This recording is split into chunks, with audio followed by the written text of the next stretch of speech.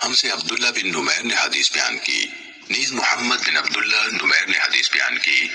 دونوں کے لفظ ملتے جلتے ہیں۔ کہا ہمیں میرے والد عبداللہ بن نمیر نے حدیث سنائی، کہا ہمیں عبد الملک نے عطا سے حدیث بیان کی، انہوں نے حضرت جابر رضی اللہ تعالیٰ عنہ سے روایت کی، انہوں نے کہا رسول اللہ صلی اللہ علیہ وسلم کے عہد مبارک میں جس دن رسول اللہ صلی اللہ علیہ وسلم کے بیٹے ابراہیم رضی اللہ تعالیٰ عنہ فوت ہوئے، سورج گرہن ہو گیا۔ بعض لوگوں نے کہا سورج کو گرہن حضرت ابراہیم رضی اللہ تعالیٰ عنہ کی موت کی بنا پر لگا ہے۔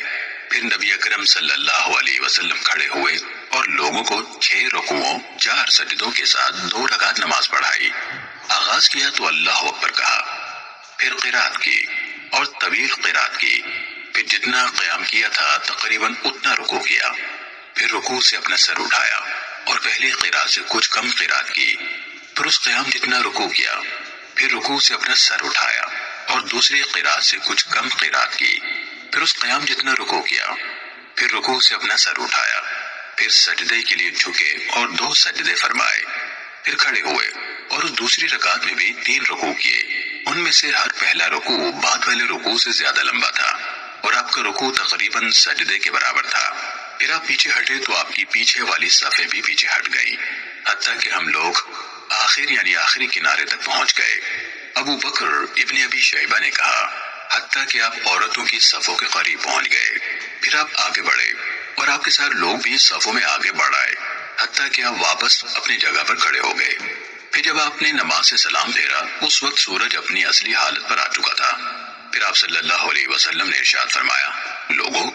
سورج اور چاند اللہ کی نشانیوں میں سے 2 نشانیاں ہی ہیں، اور بلا شبہ ان دونوں کو لوگوں میں سے کسی کی موت پر گرہن نہیں لگتا۔ ابو بکر بن ابی شیبہ نے کسی بشر کی موت پر کہا، بس جب تم کوئی ایسی چیز دیکھو تو اس وقت تک نماز پڑھو جب تک یہ زائل ہو جائے۔ کوئی چیز نہیں جس کا تم سے وعدہ کیا گیا ہے، مگر میں نے اسے اپنی اس نماز میں دیکھ لیا ہے۔ آگ میرے سامنے لائی گئی اور یہ اس وقت ہوا جب تم نے مجھے دیکھا کہ میں اس ڈر سے پیچھے ہٹا ہوں کہ اس کی لپٹیں مجھ تک نہ پہنچے، یہاں تک کہ میں نے اس آگ میں مڑے ہوئے سرے والی چھڑی کے مالک کو دیکھ لیا، وہ آگ میں اپنی انتڑیاں کھینچ رہا ہے۔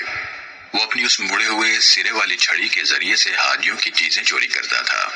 اگر اس کی چوری کا پتہ چل جاتا تو کہہ دیتا یہ چیز میری لاٹھی کے ساتھ اٹک گئی تھی، اور اگر پتہ نہ چلتا تو وہ اسے لے جاتا۔ یہاں تک کہ میں نے اس آگ میں بلی والی اس عورت کو بھی دیکھا جس نے اس بلی کو باندھے رکھا، نہ خود اسے کچھ کھلایا اور نہ اسے چھوڑا کہ وہ زمین کے چھوٹے موٹے جاندار اور پرندے کھا لیتی، حتیٰ کہ وہ بلی بھوک سے مر گئی۔ پھر جنت کو میرے سامنے لایا گیا، اور یہ اس وقت ہوا جب تم نے مجھے دیکھا کہ میں آگے بڑھا، حتیٰ کہ میں واپس اپنی جگہ پر آ کھڑا ہوا۔ میں نے اپنا ہاتھ بڑھایا اور میں چاہتا تھا کہ میں اس کے پھل میں سے کچھ لے لوں تاکہ تم اسے دیکھ سکو۔ پھر مجھ پر یہ بات کھلی کہ میں ایسا نہ کروں، کوئی ایسی چیز نہیں جس کا تم سے وعدہ کیا جاتا ہے، مگر میں نے وہ اپنی اس نماز میں دیکھ لی ہے۔ صحیح مسلم حدیث نمبر 2102۔